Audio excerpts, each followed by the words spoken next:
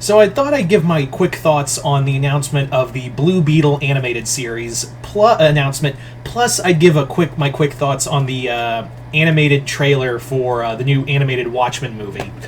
So let's talk about Blue Beetle first. It was announced today that there will be a Blue Beetle animated show that will be a sequel to the movie. Now, while I didn't do a review on the movie, I actually watched it, and I really enjoyed it, and I'm glad it's going to be carried over into James Gunn's new universe. I'm very excited for it, and this will be like, I guarantee you this will be the closest we get to like an actual sequel to the movie, because it did not do well in theaters despite how good it was. It didn't do well, so this is the closest we'll probably get to a legit sequel. I'm sorry to tell you all, this is probably as far as we'll go for an actual sequel. Now, what they could do, the possibilities are really endless. I'd really like to see the Reach be a main focus. You know, they did talk about like Ted Kord being out in the universe. I'd love to see Dan Garrett, the first Blue Beetle, almost a Black Beetle, the first Blue Beetle. I would love to see the one person I'd love to see most hang out with, because we know he's coming. We know he's going to be in this universe, and that is Booster Gold. Now, we do know we are getting a Booster Gold TV show. We don't know if that's going to be live action or not, but James Gunn did say that this new DC universe that he's building is going to be interconnected.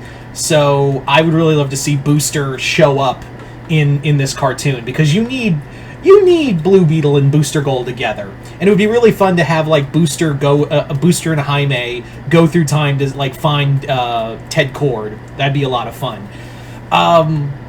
As for like the show, I kind of imagine it a lot like having a Spider-Man feel, like, you know, young kid trying to balance life with fighting the aliens or villains or what have you, and balancing a life. So I do imagine this is going to be very like Spider-Man inspired. In fact, I guarantee you when we get a trailer, people are going to say it's a Spider-Man ripoff. I promise you. But I'm like, Jaime's always been a Spider-Man of the DC universe. Not that character sideways. If anything, he's just Spider-Man with a Guyver suit. That's really what it all comes down to, is that he's just Spider-Guyver. That's the best. There's no other way to really say that, honestly. As for the series, I'm excited. I just hope they don't use the animation in what I'm going to talk about next. And I might as well give my thoughts on this now. That Watchmen trailer looked at that. I was like, this is the animation we're going with. The animation style from Marvel What If. It literally is almost like beat for beat the same animation style for Marvel What If. Now, as you guys know, the next DC animated project after the Tomorrowverse ends is going to be this Watchmen 2-part animated film. Now, the thing is that animation, I was like, I hope to God that's not the animation we're using forward. Because the whole thing I loved about, a lot of the DC projects, because they didn't depend on a lot of CGI. So I'm hoping this is not the case going forward. I'm hoping this is just, what they were going... And I really wanted them to do, like, an animation style.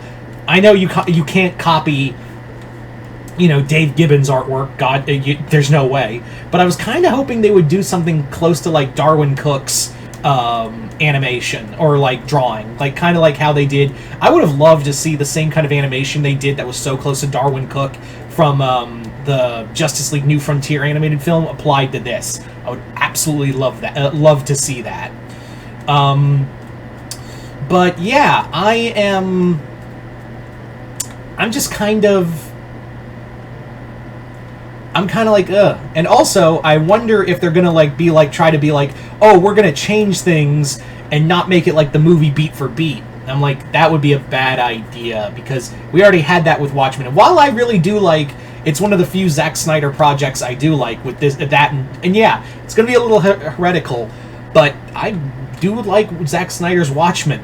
I do like the changes, and yeah, I do like it more than the comic. I know that just pulled out some torches and pitchforks for some people, but that's just me. If you don't like the movie, that's fine. Also, the voice for Rorschach, they're trying to do Jackie Earle Haley, and it's a bad impression.